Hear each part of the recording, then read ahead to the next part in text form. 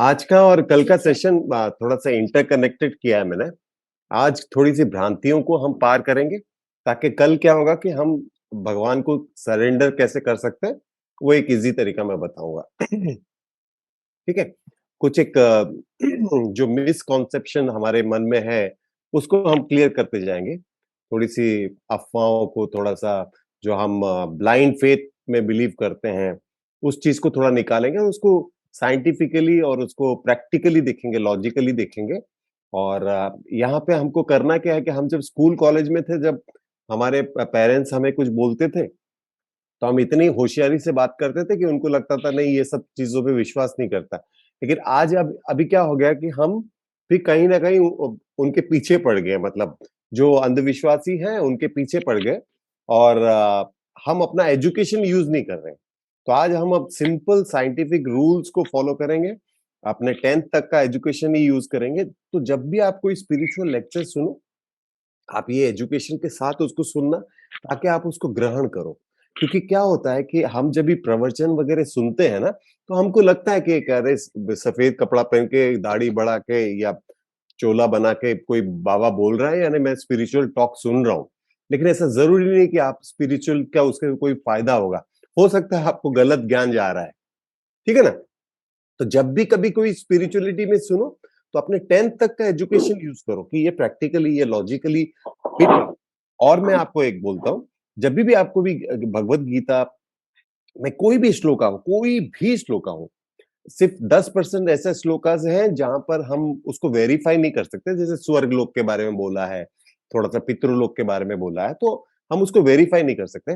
वरना कोई भी श्लोका आप कभी भी कहीं पे भी फँस जाओ ना, तो मुझे पूछना, मैं साइंटिफिकली बताऊँगा और मैं आपको आपके बॉडी में बताऊँगा वो चीज़ कि देखो ये ऐसा है। ठीक है ना? तो जब भी आप फँसे हो, तो इसमें हम उस तरीके से हम पार करेंगे। अभी हम है ना, मैं एक छोटा-सा ये दिखाता हूँ पहले। आप मेरे को सुन पा रहे हैं? मेरी आवाज़ क्लियर आ रही है? Very good. हाँ भैया। Yes sir.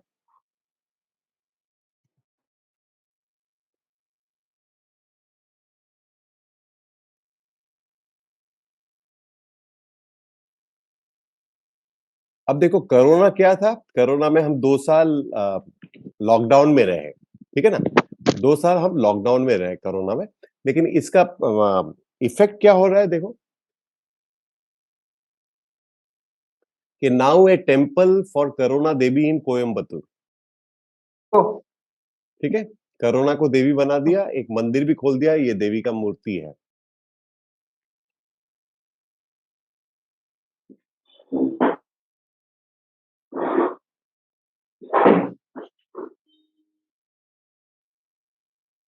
ठीक है? अब इस तरह से सिर्फ वो नहीं है, यूपी विलेज सेटअप करुणा माता टेम्पल टू सीक ब्लेसिंग। इसी तरह से थोड़े दिन पहले, मतलब काफ़ी साल पहले, हम छोटे थे तभी, ये माँ संतोषी माँ फ़िल्म आई थी। इसके बाद जितने सारे मंदिर बने, माँ संतोषी माँ के बने। वरना कोई पौराणिक कथाओं में इनकी कोई कथा नहीं है। ठीक है? कोई पैम्फलेट बनाया, किसी ने छापा, और इसमें मैंने जो आज आपको मैंने बोला है कि बुक और पेन लेके रखना करके, तो इसमें आपको थोड़ा-सा रिसर्च करना है कि क्या करना है कि जो भी कोई मंदिर है इंडिया में, जितनी पुरानी संतोषी माँ की मंदिर है, सब 1975 के बाद बनी। 1975 के बाद क्यों बनी? क्योंकि ये फ़िल्म 1975 में रिलीज़ हुई थी। ठीक है? इसका हमारे कल्चर पे, हमारे सोसाइटी पे कैसा ये फ़र्क पड़ता है। अब ये हम देखते हैं, ये ए टेल ऑफ क्रिमिनल सेंट्स। एक सेंट्स तो बहुत सारे क्रिमिनल होते हैं, क्योंकि क्रिमिनल रिकॉर्ड वाले भी बहुत सारे लोग क्या करते हैं, कभी ऋषिकेश चले जाते हैं, कभी वृंदावन चले जाते हैं, दाढ़ी-वाढ़ी बना के वहाँ पे उस तरह की ज़िंदगी जीते हैं ताकि उनको कोई पकड़ नहीं पाए। ये सिर्फ़ हमारे संस्कृति में नहीं है, बाकी दूसरे लोगों के में भी, इसमें भी है। मतलब ये जैसा बुद्धिस्ट मॉन्क्स भी है, ये क्रिमिनल्स हैं जो बुद्धिस्ट मॉन्क बन गए सिर्फ़ छुपने के लिए। अच्छा, अभी हमको क्या करना पड़ेगा? ये जैसे देखो, India on top in exporting beef. हम पहले 5 नंबर पे थे, अभी 4 नंबर, 3 नंबर, अभी 3 और 2 नंबर पे ही है। हम वर्ल्ड में सबसे ज़्यादा बीफ हम एक्सपोर्ट करते हैं। ठीक है? ये जो सेशन है, ये सिर्फ ये देखने के लिए क्योंकि हम भक्त हैं, तो हमें किसी भी तरह से किसी भी टॉपिक पे हमें कभी स्ट्रेस नहीं लेना चाहिए, हमें उससे कोई परिवर्तन हमारे मन की स्थिति में नहीं आना चाहिए। ये गवर्नमेंट ने anti superstition law in India बनाया है, जिसमें ब्लैक मैजिक है, बहुत सारे ये चीजों का है। ये मैं से आपको आपको भेज दूंगा, आप इसको पढ़ लेना। तो इसमें क्या होता है कि हमको ये सब सब गवर्नमेंट ने दिया है, बहुत लोग हमको बताते हैं, लेकिन हम क्या करते हैं कि जब हमारे अंदर कुछ सिचुएशन ऐसा पैदा होता है, तो हम क्या करते हैं, ऐसे चीजों में विश्वास करने लगते हैं। अब ये अल्टीमेट वीडियो है, इसको देखना आप। ये बिहार में एक मंदिर में एक पहली बार ये डस्टबिन लगाया,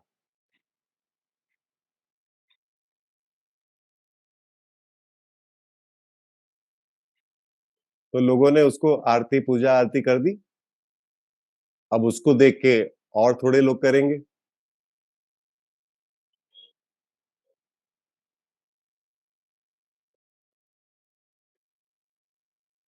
ठीक है, अब उसको देख के वो करेंगे।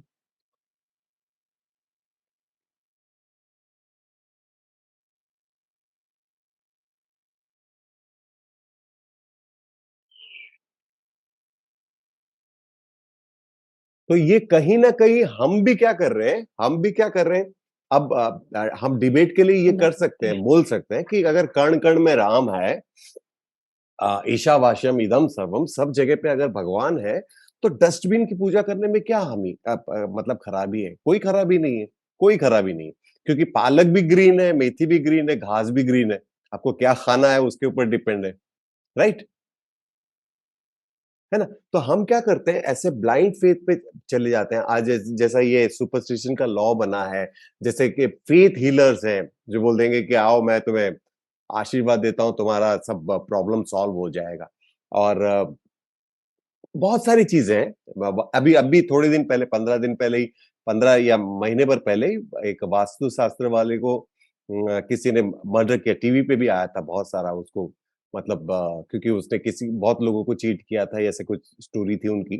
तो ये सब चीजों में नहीं हम पढ़ने से क्या होगा कि हमारा बुद्धि जो है स्थिर भगवान के प्रति लगेगा।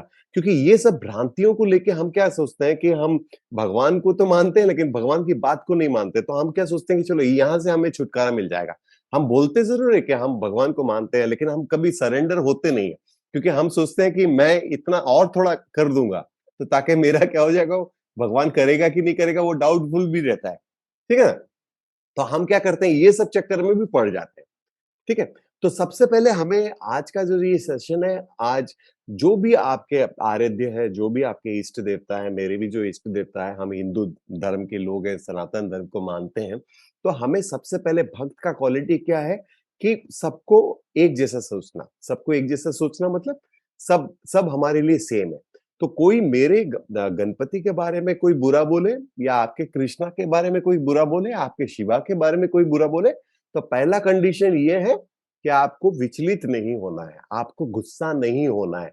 क्योंकि कोई कोई शास्त्र में, भगवान गीता में या वशिष्ठ योगा में, जहां पे राम जी को दिया गया लेक्चर, वहां पे कहीं नहीं बोला है कि जो मेरे लिए बुरा बोले तो तुम उसके लिए लड़ो, मेरे लिए लड़ो। ठीक है ना? भगवान कभी उसका साथ नहीं देता जो झगड़े में आता है।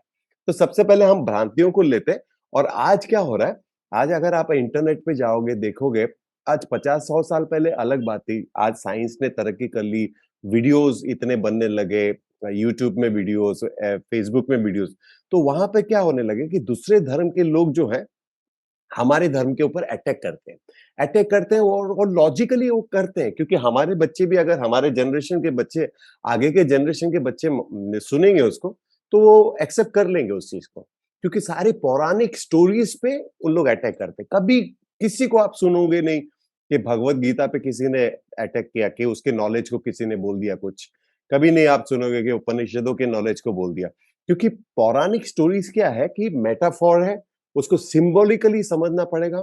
सेम नॉलेज वेदास का ही है, लेकिन उसको जब तक आप सिंबॉलिक नहीं समझेंगे, उसको जब तक आप सही दिशा से नहीं समझेंगे, तब तक क्या होगा कि दूसरे लोग, क्योंकि वो हम खुद हिंदू होकर नहीं समझ पाते हैं, तो वो दूसरे धर्म के लोग कैसे समझ पाएंगे? ठीक है ना? तो सबसे पहले दूसरे धर्म के लोग अगर हमारे धर्म को कुछ बोलता है, तो सबसे पहले इग्नोर करना चाहिए, क्योंकि हम अपने धर्म को नहीं जानते, तो वो कैसे जानेंगे हमारे धर्म को? ठीक है? सबसे पहले हम आते हैं शिवलिंग के बारे में, और शिवलिंग को दूध चढ़ाना चाहिए कि नहीं चढ़ाना चाहिए, उसका हम थोड़ा-सा लॉजिकली, प्रैक्टिकली समझने की कोशिश करते हैं, क्या शास्त्रों में दिया है, क्या है। अब क्या है कि ऐसे ही जो मैंने कहा ना कि ये जो सेंट लोग हैं, ये प्रवचन में ही ऐसे कुछ एक कथाएँ बोल देते हैं, जिससे क्या होता है, लोग उसको, उनकी बातों को पकड़ लेते हैं। तो अभी शिवलिंग पे जो जल चढ़ाना है, वो क्यों चढ़ाते हैं? कोई पता है किसी को शिवलिंग पे क्यों जल चढ़ाते हैं? किसी को पता है कुछ?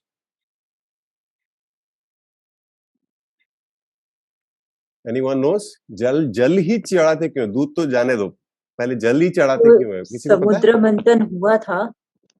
ठीक है, नहीं पता। तब की अच्छा, बात है। अब हेलो, सबसे पहले रंजित। शिवलिंग का जो कॉन्सेप्ट है वो क्लियर करते हैं। बहुत लोग क्या सोचते हैं कि वो मेल ऑर्गन है, मेल जेनिटल ऑर्गन है, तो उसको वो नहीं है। उसका लिंग का मतलब होता है सिंबल, यानी चिन्ह। अब इसमें लिख लीजिए, आप एक वर्ड बिल्कुल लिख लीजिए कि आपको लिंग का मीनिंग दिखना है अपने डिक्शनरी में, लिंग। ठीक है? और मेल ऑर्गन को संस्कृत में बोलते हैं शिशिन। ठीक है? तो पहले ये कॉन्सेप्ट, मिसकॉन्सेप्शन निकाल देना कि वो कोई male organ, male genital organ है। ठीक है? शिशिन, शिशिन का संस्कृत में मीनिंग देख लेना।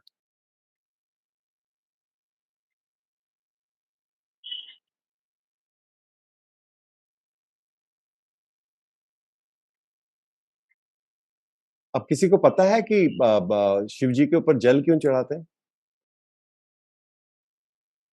नहीं पता?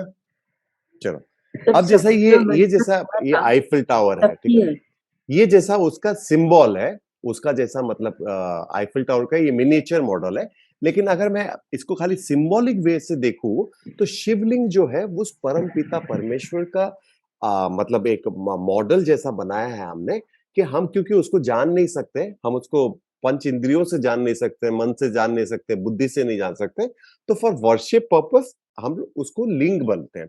और लिंग का अर्थ होता है चिन्ह। ठीक है? सिंबॉलिक, सिंबॉलिक होता है। अब सबसे पहली बात यह है कि इन पर जल क्यों चढ़ाया जाता है? एक समुद्र मंथन का स्टोरी आपने सुना होगा, है ना? समुद्र मंथन सुना है आपने सबने? है ना? हाथ ऊपर करो। सुना है ना समुद्र मंथन? तो समुद्र मंथन जब होता है, तो क्या होता है कि सबसे पहले जहर आता है। जहर आता है, हलाल जहर करके बोलते हैं उसको। तो अब सब देवता लोग निकल जाते हैं, बोलते हैं कि इसको कोई बर्दाश्त नहीं कर पाएगा।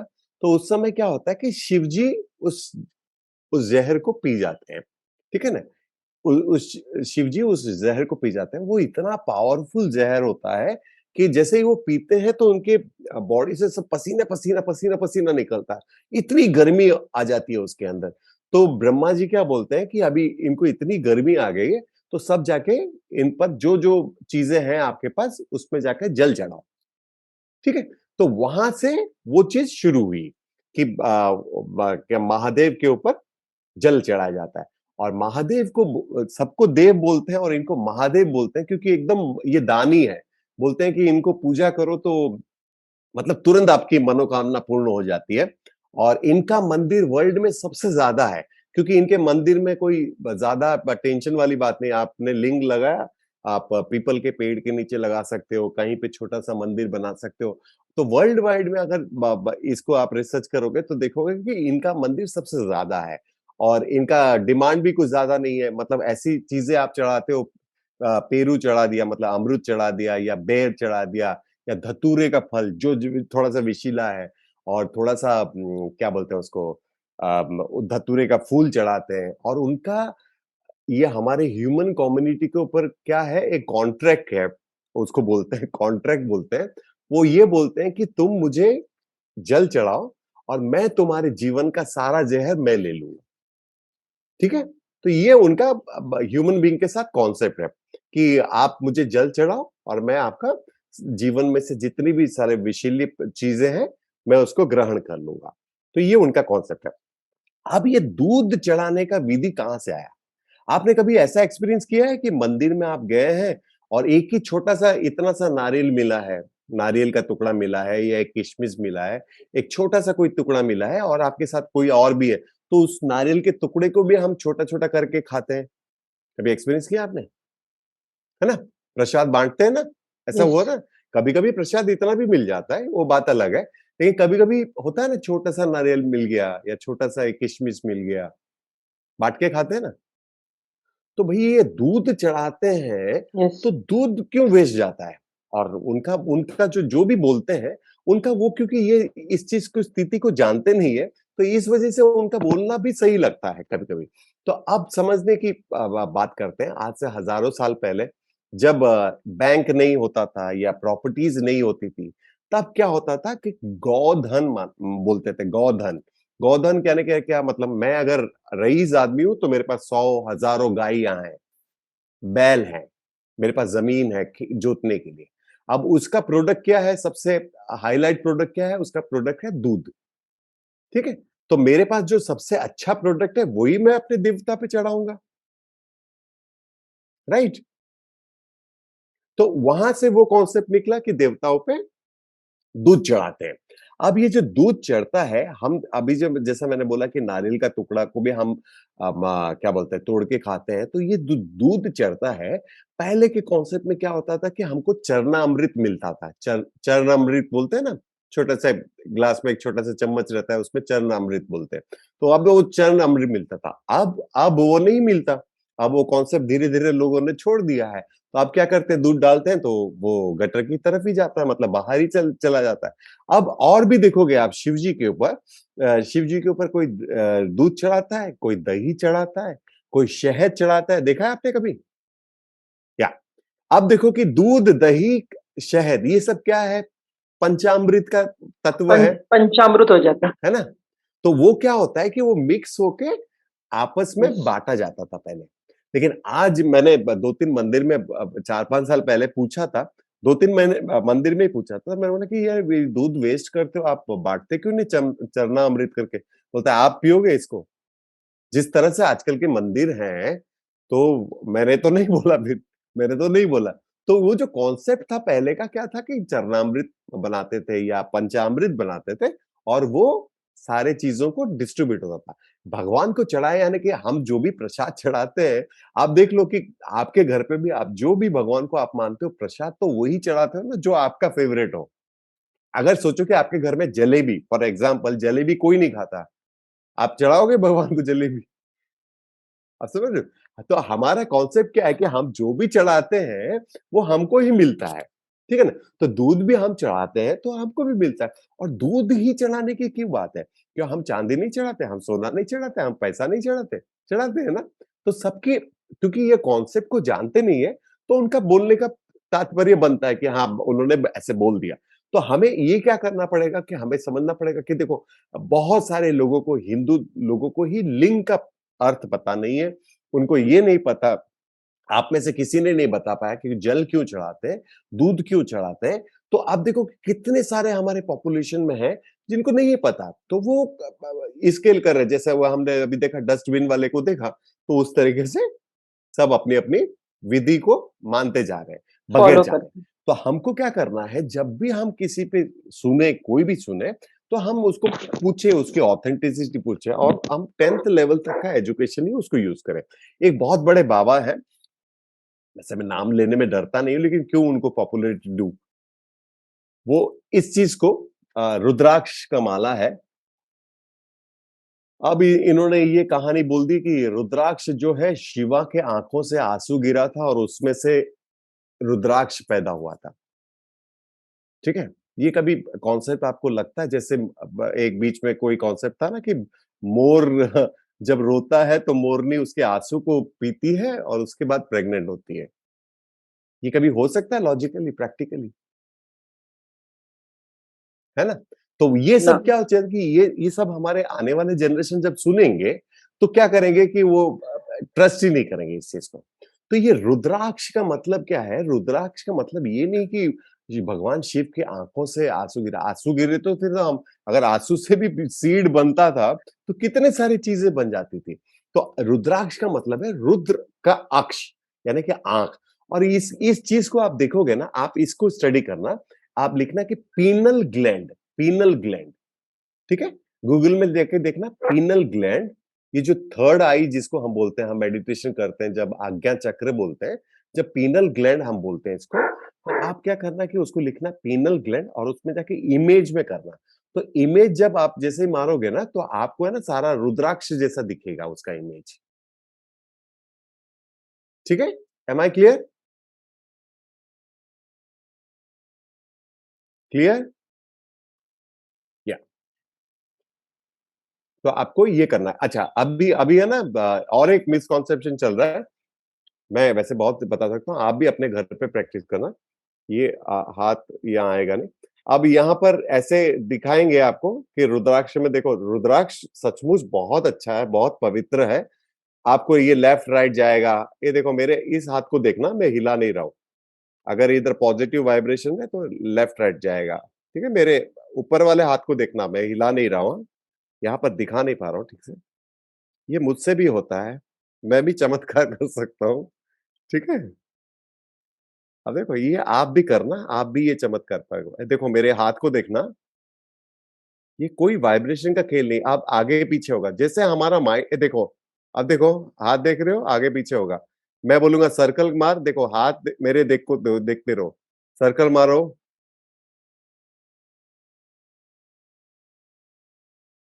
देख रहे हो? देख रहे हो? किस किस को चाहिए आशीर्वाद मेरा? ठीक है, ये आप भी करना, आपसे भी होगा, आपसे भी होगा, ठीक है। ये उसका कुदरती प्रोडक्ट है। तो कोई आपको बोले कि ये पॉजिटिव है, ये निगेटिव है, ऐसा है वैसा है, वैसा मत सोचो, मत सोचो। वो बोलते रहने दो, हमको अपने पॉजिटिविटी में रहना है। जब हम दूसरों की बातों को अगर हमारे अंदर लेने से पहले हमको एक फिल्टर लगाना है, हमारे अपने 10th तक का एजुकेशन को हमको यूज करना है, फिर उसको अपने ग्रहण करना है। तो आप फंसोगे नहीं कभी स्पिरिचुअलिटी में, ठीक है। अब रही बात कि भैया दिवाली में पटाखे नहीं जलाना चाहिए, ठीक है। अब हम हिंदू कल्चर के लोग हैं, हम दिवाली को मनाते हैं, हम क्यों नहीं पटाखे चलाएं भाई? हाँ, हम क्यों नहीं पटाखे चलाएं? तो अब दिवाली को, अच्छा इसमें जैसे चार पुरुषार्थ जो है ना, हमारे धर्म में, हिंदू धर्म में चार पुरुषार्थ क्या है, किसी को पता है? हाँ, आपको पता होगा, बताइए बताइए, बताइए बताइए, हाँ बताइए। धर्म अर्थ काम मोक्ष। आपकी आवाज नहीं आ रही। धर्म अर्थ काम मोक्ष। मोक्ष, ठीक है ना, धर्म अर्थ काम मोक्ष, ठीक है। अभी बहुत सारे हमारे जो त्योहार है, वो क्या है, त्योहार क्या है कि हार्वेस्टिंग सिस्टम है, मतलब हमारे जमीन पे जब भी कोई नई चीज उगती है तब उसकी कटाई होती है, चाहे वो बैसाखी हो, चाहे वो दूसरे त्योहार हो, है ना। तो वहां पर क्या क्या होता है, बैसाखी वगैरह में बहुत सारे हमारे जो त्योहार है वो हार्वेस्टिंग सिस्टम में आता है। और पर्टिकुलरली ये जो मैं चार त्योहारों का जिक्र करूंगा, एक तो हमने शिवा का कॉन्सेप्ट को क्लियर कर दिया। अब ये जो दिवाली में हमको पटाखे नहीं जलाना चाहिए, ये कॉन्सेप्ट है। लेकिन दिवाली का कॉन्सेप्ट जब शुरू हुआ था, कहा जाता है कि जब राम जी अयोध्या आए थे तब दिवाली की पहली बार मनाया गया था। तो अभी हमको देखना पड़ेगा, हम हिंदू होकर हम दिवाली किस तरह से मना रहे हैं। वहां का कॉन्सेप्ट क्या था कि सब लोग दिया जलाते थे, सब सब सब गांव-गांव वालों ने दिया जलाया, घी के दिया जलाया, कोई तेल के दिया जलाया, कोई क्या बोलता है, एरिंडा का तेल का दिया जलाया, बहुत सारे दिया जले और राम जी का स्वागत हुआ। आप देखो कि हम इसको साइंटिफिकली हम देखेंगे, इस बार अभी दिवाली बहुत नजदीक है, 1 महीने के बाद ही है, तो आप देखना, उस समय देखना, मेरी बात को आपको याद आएगा। आपको क्या करना है कि साइंटिफिकली आप जब देखोगे, दिवाली के समय उसके आसपास हफ्ते भर में छोटे-छोटे कीड़े बहुत आ जाते हैं। देखा है आपने? छोटे-छोटे कीड़े बहुत आ जाते हैं। तो अभी क्या है कि ये जो दिवाली का जो दिया है, शम्मा पे परवाने क्यों होते हैं कुर्बान? ये शम्मा जल रही है तो परवाना आ रहा है, मर रहा है। ठीक है? क्योंकि ये इस तरह से इतने कीड़े हो जाते हैं कि वो जो दिया हम जलाते हैं वो उसमें आकर बैठते हैं और कीड़ों का नाश हो जाता है। ठीक है? तो ये उसका कॉन्सेप्ट है, लेकिन हमने क्या किया है, दिया तो 2 ही जलाते हैं, हम तो बाकी तो चाइना का अब क्या झूमर ही जलाते हैं, कंदील जलाते हैं, दिया कितना जलाते हैं? मैं इसमें बहुत मैं जो बोलता हूँ वो मैं करता हूँ। मैं इस बार दिवाली का भेजूंगा मैं आपको, मैं ऐसे 50 दिए लगाता हूँ और सिर्फ मैं दिया का ही ये करता हूँ, मतलब क्या होता है, डेकोरेशन घर के बाहर। आज 21, कल 31, ऐसा कोई 31 इसका कोई कॉन्सेप्ट नहीं है, लेकिन मैं ऐसे करता हूँ 50 दिए। अब अब आपके मन में बात आएगी कि अगर ये कीड़े मारने का बात है तो हिंदू धर्म तो पाप करने के लिए बोलता नहीं है, तो वो कीड़े मारने के लिए कैसे बोल रहा है? तो नहीं भैया, हम हमारा कॉन्सेप्ट अलग ही है। हम क्या करते हैं मालूम है? पहले वो रंगोली बनाते हैं। पहले की रंगोली आज भी हमारे उड़ीसा में, उड़ीसा से कौन है अभी, कृष्णा जी हैं। आज आज भी हमारे उड़ीसा में और यहाँ पे भी बहुत लोगों को मैंने देखा है कि चावल जो होता है उसको भिगोते हैं, उसको मिक्सी में पीसते हैं, फिर उसका रंगोली बनाते हैं। ठीक है? तो अब उसका रंगोली बनाने से क्या फायदा बोलो तो? ये जो आपने डिस्ट्रक्शन किया है कीड़ों को, ये दूसरे जो कीड़े हैं, जो चींटी वगैरह हैं, वो आकर उसको खाते हैं।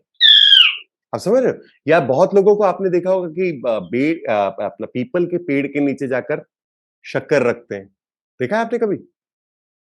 बहुत लोगों की मान्यता है। वो क्योंकि वो ये जो हम पेस्ट कंट्रोल करते हैं तो इसका एक बैलेंस करना पड़ेगा। तो हम जाके क्या करते हैं? हम उसको जाके शक्कर चढ़ाते हैं या हम ये क्या बोलते हैं, रंगोली जो बनाते हैं वो छोटे-छोटे जो हमारे आसपास के जो इतना हानिकारक कीड़े नहीं होते हैं, वो जो चींटी वगैरह आकर उसको कंज्यूम करती है। तो ये उसका कॉन्सेप्ट है। अब हमको ये देखना पड़ेगा कि हम लोग दिवाली कितने अच्छे से मनाते हैं, कितने दिए जलाते हैं, ठीक है ना? और रही बात ये पटाखों की, तो पटाखे आज से 2000 साल पहले चाइना में बना था। वैसे भी हम लोग माहिर है बॉयकॉट चाइना प्रोडक्ट करने के लिए, है ना? बार-बार आता है ना व्हाट्सएप यूनिवर्सिटी में बॉयकॉट चाइना, बॉयकॉट चाइना। तो चाइना में बना था। सबसे पहला पटाखा जो है चाइना में बना था और उसको लाने वाला जो था एक मुगल था। तो हम तो दोनों को भी बॉयकॉट करते हैं। तो हमको जलाना क्यों है? पॉल्यूशन करना क्यों है? आप समझे? मैं ये नहीं बोल रहा हूँ कि मत जलाओ पटाखे। मैं उसका रीज़न बोल रहा हूँ क्योंकि लोग अगर बोलते हैं तो कुछ ना कुछ उनको खलती है बात, तभी वो आकर बोलते हैं। है ना? Am I clear here? इसमें भी आप थोड़ा देखना हू इन्वेंटेड पटाखे हैं। मैं हवा में कोई बात नहीं करता। ठीक है? और पहला किसने लाया था इंडिया में पटाखे? ठीक है? अब आई होली की बात। अब होली में पानी वेस्ट मत करो यार।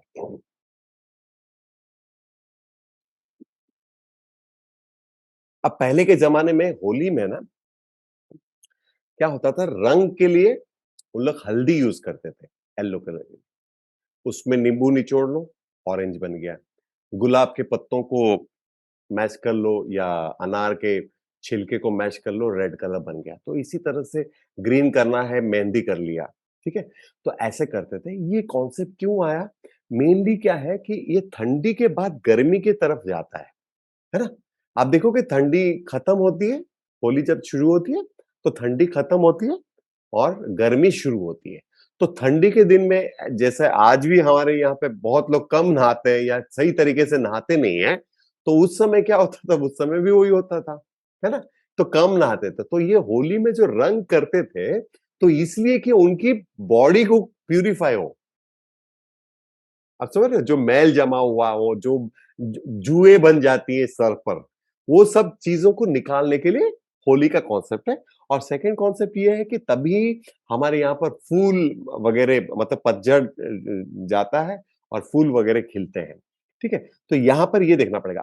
अब मैंने जो ये पूछा धर्म, अर्थ, काम, मोक्ष, तो ये जो धर्म का त्योहार है, वो कौन-सा त्योहार है? दशहरा जो अभी आने वाला है, दशहरा। और अर्थ का जो त्योहार है, वो कौन-सा त्योहार है? वो दिवाली।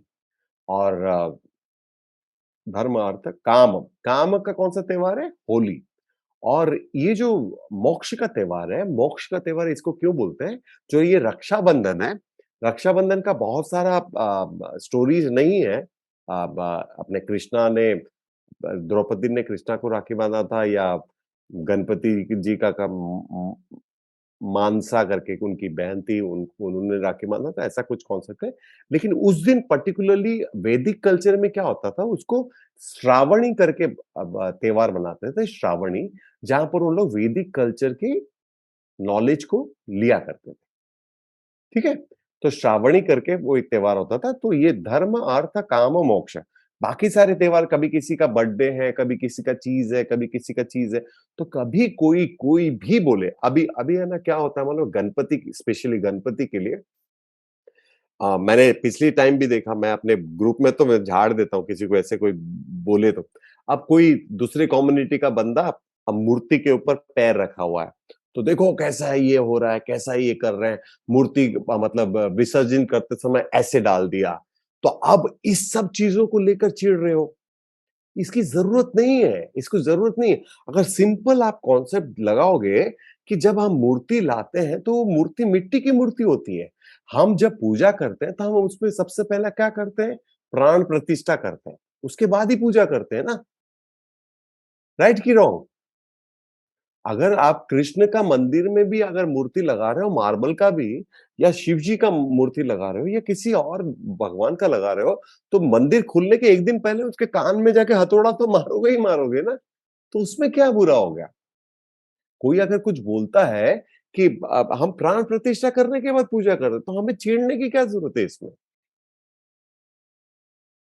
M I clear? आप समझ रहे हो मेरी बात को? अब है ना, क्या होता है कि जैसे मैंने बोला ना, बहुत सारे बाबा जो हैं, वो क्या करते हैं कि मैं इसीलिए बार बार बोलता हूँ, गुरु शिष्य परंपरा से फॉलो करो बाबाओं को। और ये मत देखो कि उनके फॉलोअर कितने हैं, ये देखो कि वो सिखा क्या रहे हैं। और आप अपने 10th लेवल का एजुकेशन यूज करो। जब भी लो, तुरंत मत लो कि हम एक अच्छे मतलब दाढ़ी वाले बाबा के पास बैठे हैं तो वो अच्छा ही बोलता होगा, वो नहीं। हमें अपने, क्योंकि हमें वो यूज करना है। अब मालूम है, आप सीरियल वगैरह अभी वो कुछ आता है कृष्णा का, बहुत खूबसूरत सा कृष्णा है, वो आकर बोलेगा कि आप अपने पड़ोसी के साथ ऐसा संबंध बनाओ, आप अपने वाइफ के साथ, ऐसा कुछ नहीं लिखा है गीता में।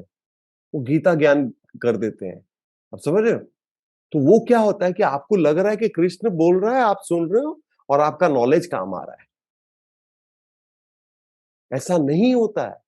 और बात सही भी बोल रहे होंगे। अभी जैसा एपीजे का, अब्दुल कलाम का फोटो होगा और उसपे कुछ प्रवचन मेरे होंगे, just because I need publicity, या स्वामी विवेकानंद का होगा और उसके साथ उनका कुछ होगा कॉन्सेप्ट। आप जब भी गीता का कोई श्लोक दें, जब भी कोई उपनिषद का कोई मंत्र बोले, तो वो क्या करते हैं, जैसे आज आज का आप मेरा वो टेम्पलेट देख लेना कि मैंने क्या लिखा है, वो आई थिंक वो श्लोक का नंबर और चैप्टर नंबर, इसके बगैर उसका वैलिडिटी नहीं है। ठीक है? तो जब भी ऐसे गीता में लिखा है, ऐसा गीता में लिखा है, जो बहुत हँसता है वो अंदर से बहुत दुखी रहता है, ऐसा कहीं नहीं लिखा है कुछ। ठीक है? तो जिस चीज़ तरह के नॉलेज को आप लोगे, उस तरह से आपका मन बनेगा। और क्या होगा कि ऐसी सब चीज़ों में आप आकर्षित होंगे। और यहाँ पर क्या है कि बहुत अभी अभी मैंने थोड़े दिन पहले एक वीडियो देखा, एक स्वामी जी आते हैं और बोलते हैं कि ऐसे तेल लो, कौन-सा आरएनडी का तेल लो, और ऐसे ब म पानी लगाओ थोड़ा उसमें, और ऐसे कोई एक मंत्र बोलो, ट्रांग टिंग ट्रुंग ट्रिंग टिंग, कुछ तो भी मंत्र बोला उन्होंने, और ऐसे फेंक दो, सूर्य को चढ़ा दो। तो आपके जितने भी कर्ज़ है ना, वो चुक जाएँगे। ठीक है? जो भी जितने कर्ज है, मैं तो वर्ल्ड बैंक से कर्ज लूंगा फिर तो। मैं दिन भर में बस कुछ काम नहीं, मैं यही करता रहूंगा, अगर कर्ज चुक जाए तो। आप समझ रहे हो मेरी बात को? समझ रहे हो? ये जो भौतिक जगत है, भौतिक जगत में कुछ भी चाहिए आपको, कुछ भी चाहिए, सिर्फ कर्म ही सिद्धांत है उसका। सिर्फ कर्म से ही मिल सकता है। आपको अगर मन में सोचना है कि मैं स्विट्जरलैंड जा रहा हूँ, फ्लाइट में बैठ रहा हूँ, तो मन की खुशी मिलेगी है। लेकिन अगर तन की खुशी चाहिए, तो नारायण के साथ ये नगन नारायण भी होना ज़रूरी है एकदम। आप समझ रहे हो? तो यहाँ पर चीजों के साथ बहुत क्लियर हो। अब जैसा और एक भ्रांतियां हैं, जैसे नाग देवता को हम दूध पिलाते हैं। अब देखो 10th तक का हम एजुकेशन यूज करेंगे तो इसका कैसा क्लियरिटी मिल जाता है। क्या है, मैमल्स कौन होते हैं? जो माताएं गर्भ में बच्चा रखती हैं और डायरेक्टली डिलीवरी करती हैं, ठीक है ना? और जो बच्चा जन्मने के बाद माँ के दूध पे पलता है, उसको मैमल्स बोलते हैं। सिंपल कॉन्सेप्ट है। अब सांप जो है वो अंडे से आता है, ठीक है? वो कभी दूध नहीं पीता, लेकिन हम क्या करते हैं, उसको दूध पिला पिला के मर जाता है सांप। वहां पर कोई एक पौराणिक कथा है जहां पर किसी ऋषि ने या किसी राजा ने कोई यज्ञ किया था कि उसके पापा को किसी सांप ने मार दिया था, तो उसने सारे संसार के जितने भी सांप है उसको समाप्त करने का उसने प्रण लिया था। तो उस समय क्या हुआ कि सारे आकर जल रहे थे, जल रहे थे, जल रहे थे। तो लास्ट का कुछ एक जोड़ा ये हो गया, तो बोले कि इकोसिस्टम बैलेंस नहीं रहेगा अगर ये भी मर गए तो सब लोगों ने क्या बोला कि उनके ऊपर जाके दूध डालो। तो अभी हमने क्या कॉन्सेप्ट कर लिया कि उनको दूध पिलाओ। तो इसके कॉन्सेप्ट में ये समझना जरूरी है कि हम अगर मैमल्स सिर्फ दूध पीता है, बाकी कोई बर्ड्स या कोई रेप्टाइल्स कोई दूध नहीं पीता, तो ये हमारा क्लियरिटी हो जाएगी। और आप देखोगे त्योहारों के समय जो उपवास, जिसको हम बोलते हैं व्रत बोलते हैं, उपवास का मीनिंग ही अलग होता है। व्रत जिसको बोलते हैं, जिसमें थोड़ा खाना कम खाया जाता है, लेकिन आज के परिस्थिति में हम खाली डाइट मेनू चेंज करते हैं। बाकी और आज किसी को बोलो ना उपवास है, तो सबसे पहला प्रश्न आएगा क्या खाओगे या क्या खाया, है ना? खाने का ही आएगा। तो उस समय जब होता था तो आप देखोगे जितने भी हमारे सारे त्योहार है ना, एक सीजनल चेंज के बाद आता है, सीजनल चेंज के बाद।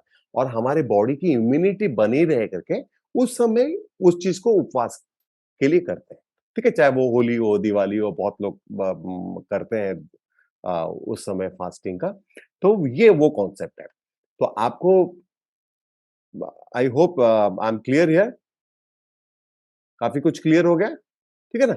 ये सब भ्रांतियों में हम पढ़ेंगे ना, तो हमारा क्या होगा कि हम भगवान के प्रति ज्यादा ये नहीं कर पाएंगे। कोई बोलेगा कि पानी में वाइब्रेशन है, पानी में मेमोरी है। भाई वरुण देवता है हमारे, वो सब चीज में अगर राम है तो ये है। क्योंकि हम अगर ये पानी को भी अगर डिफरेंशिएट करने लगे, अब तो हम ह्यूमन बींग्स को भी मतलब इतना मतलब अपनाते नहीं है। जैसे बोलते हैं ना, ह्यूमंस आर सोशल एनिमल। मुझे तो लगता है कि सिर्फ अगर ह्यूमंस आर ओनली एनिमल। क्योंकि आप देखो, कोई कोई शेर दूसरे शेर को पकड़ने के लिए पिंजरा बनाता है? कोई मच्छी दूसरी मच्छी को पकड़ने के लिए जाल बनाता है? ठीक है, कोई नहीं बनाता। सिर्फ हम ही हैं जो न्यूक्लियर वेपन्स बना रहे हैं, कब ये बना रहे हैं, फाइटर जेट प्लेन्स बना रहे हैं, क्योंकि हमारा ह्यूमन के साथ ही नहीं जम रहा है। तो हमको ये क्या करना है कि भैया जिसके साथ नहीं जमता, भैया tata bye bye see you. हमें खुश रहना है, हमें भ्रांतियों में पड़ना नहीं है। हमारे मतलब क्या बोलते हैं, हमको लॉजिकली चीजों को समझना है। और हमेशा ना माँ सरस्वती का फोटो देखना। मैं जब भी देखता हूँ तो एकदम मंत्र मुक्त हो जाता हूँ। कितनी खूबसूरत देवी हो। एक हाथ में वेदा है, एक हाथ में वीणा है, ठीक है ना?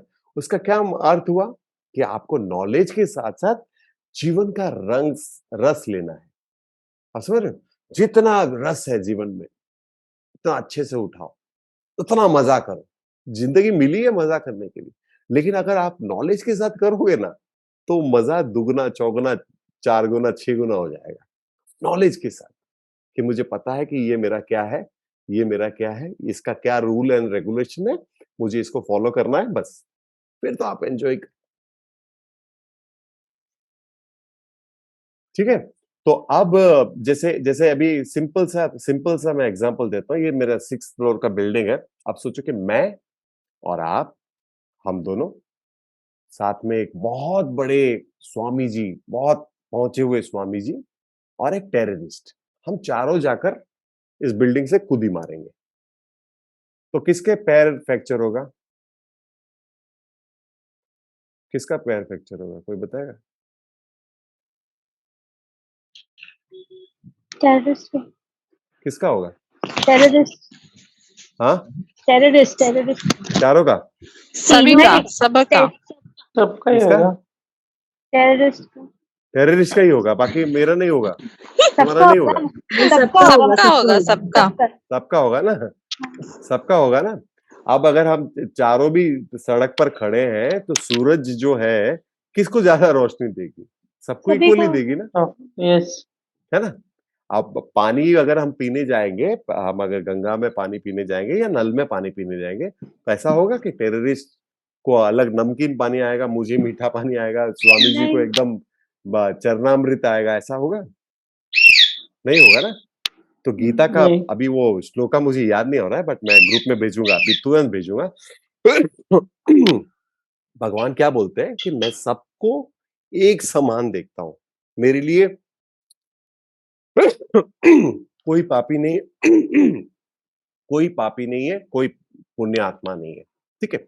जब वो सबको एक जैसा देखता है तो हम क्यों डिफरेंशिएट करें? हमको नहीं जमता, मैं नहीं बोल रहा हूँ जिसके साथ नहीं जमता आप उसके साथ दोस्ती करो, नहीं, दूर रहो ना, उस कम्युनिटी से दूर रहो, उस चीजों से दूर रहो। कोई हमारे जैसे मुझे पता है मैं गणपति का भक्त हूँ, मेरे को किसी ने भेजा ये क्योंकि वो जानता है कि मैं चिढ़ जाऊंगा शायद ये मूर्ति देखे, मैं उस पर चिढ़ गया, मैं बोला कि यार ये सही है, क्या हो गया इसमें? हम प्राण प्रतिष्ठा करते हैं, ये क्यों भूल जाते हैं हम? ठीक है, मूर्ति को उसने विसर्जन करते समय किसी भी तरह से फेंका हो, उससे उससे हमें क्या करना है? और कोई और कर रहा है।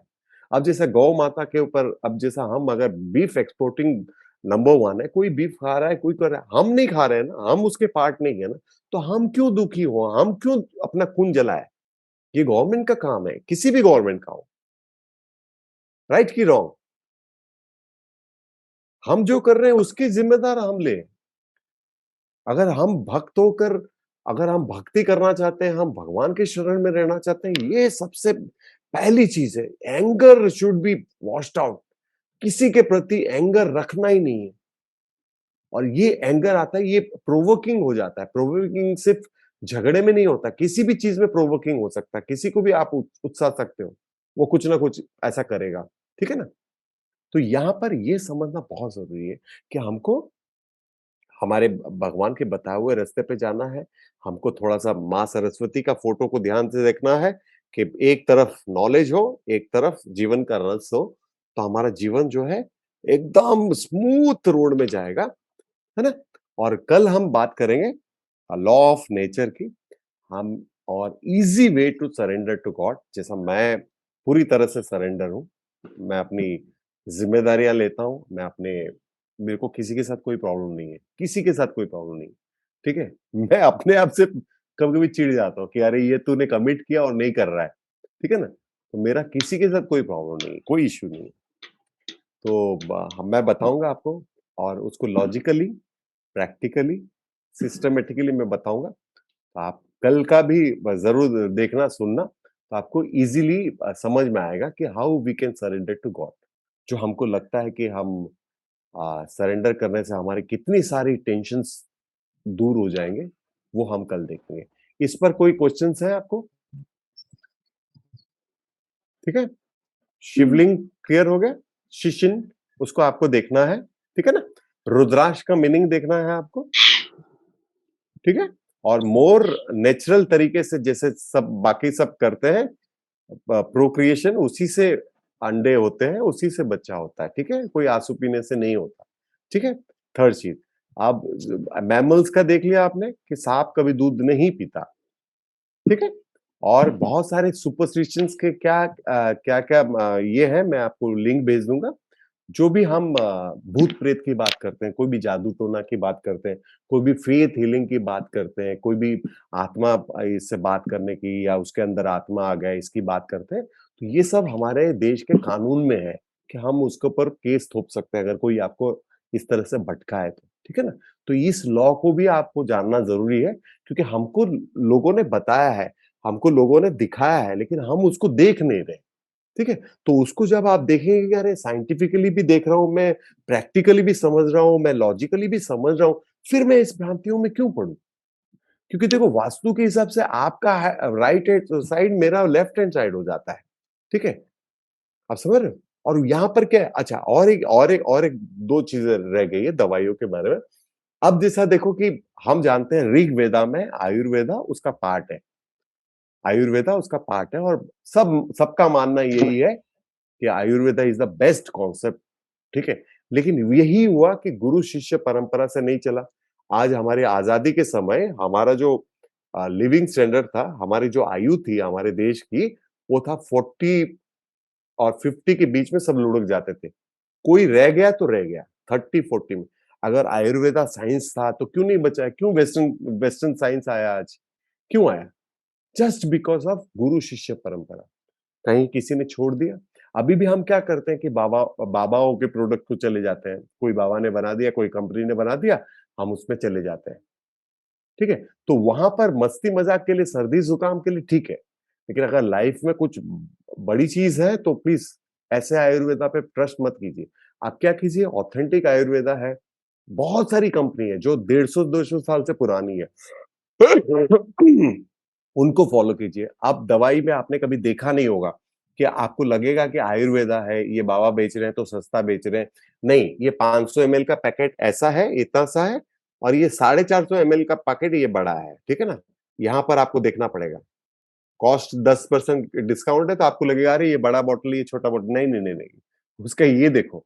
और सेकंड चीज क्या है, हर्बल हर्बल मेडिसिन आज बहुत ज्यादा है, तो हमको लगता है कि herbal medicine is Ayurvedic medicine. नहीं, आयुर्वेदिक मेडिसिन उसका कॉन्सेप्ट अलग है, जो बागवट जी ने, जो चरक संहिता में दिया गया है।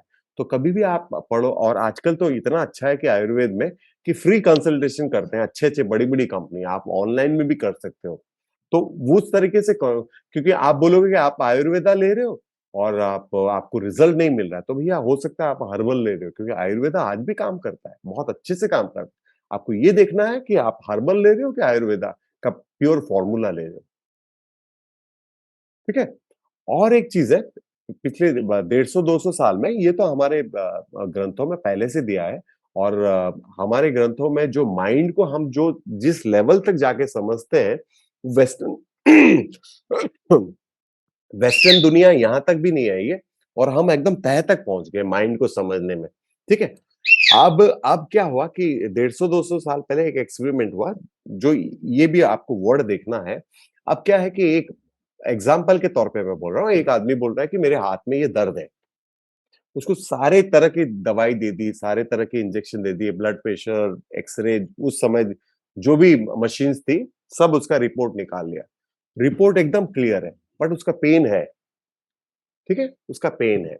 तो तब क्या हुआ, तब इन्होंने डॉक्टर लोगों ने, ये वेस्टर्न साइंस के डॉक्टर्स को पता चला कि इसके माइंड में कुछ प्रॉब्लम है, माइंड में कुछ प्रॉब्लम है। और जब इससे बातें की, पूछा परिवार के बारे में, वाइफ के बारे में, बच्चों के बारे में, तब उसने बताया कि उसका कुछ इश्यू है। तो उसको क्या किया उन्होंने, एक एक्सपेरिमेंट के तौर पे खाली कैप्सूल दिया, खाली कैप्सूल दिया, और उसको बोला कि ये इंपोर्टेड मेडिसिन है, आपको इसको खाना है और आप क्योर हो जाओ। क्या हुआ बोलो तो, ही गॉट क्योर्ड, ठीक है। इसको बोलते हैं प्लेसिबो इफेक्ट। ये वर्ड को आप लिख लेना, हाँ, placebo effect. Plus placebo. Placebo, PLACIBO। आप इस पे थोड़ा सा सर्च करना। अब क्या होता है कि बहुत सारे जो हमारे जो डिजीज है ना, वो साइकोसोमेटिक है। साइकोसोमेटिक मतलब शरीर में कुछ है नहीं, हमने मन से बना के रखा है, ठीक है। तो आपको ये देखना पड़ेगा, ये आपको एनालाइज करना पड़ेगा। तो आप जैसे ही ये क्लियर कट कर दोगे ना, क्लियर कट कर दोगे ना, तो डिजीज निकल जाएगी। आप चाहते हो कि रियल मेडिसिन खाओगे, प्लेसिबो खाओ? बताओ, कौन प्लेसिबो खाना चाहता है? हाथ ऊपर करो। एवरीबडी, हाँ, एवरीबडी, सभी आप, चाहेंगे सर, आपकी आवाज नहीं आ रही है। सभी चाहेंगे कि प्लेसिबो ही मिले। मेरी आवाज आ रही है ना क्लियर? यस, हाँ, आप लोगों की आवाज क्यों धीमी आ रही है? ओके,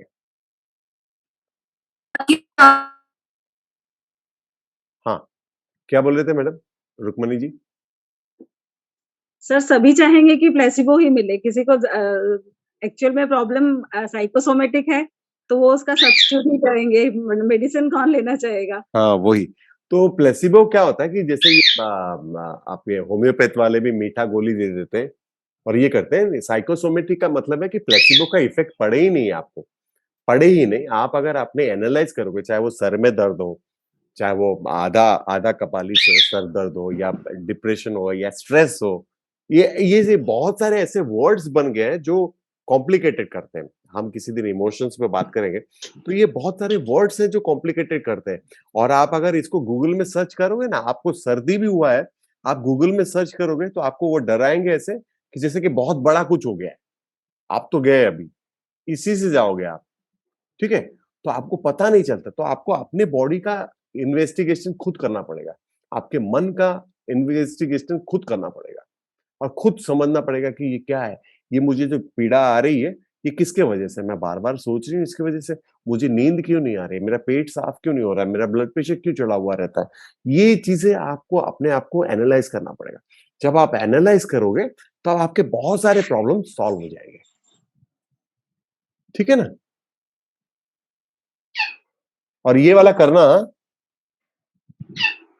फिर सबको बोलना कि आप मेरे शिष्य हो, ठीक है? और इसको इसको देखना, ये आप खुद भी जज करना है इसको। ये सब क्या होता है, ये आप लेफ्ट राइट करोगे, अपने आप लेफ्ट राइट होगा, आगे पीछे होगा, गोल गोल घूमेगा, ठीक है ना?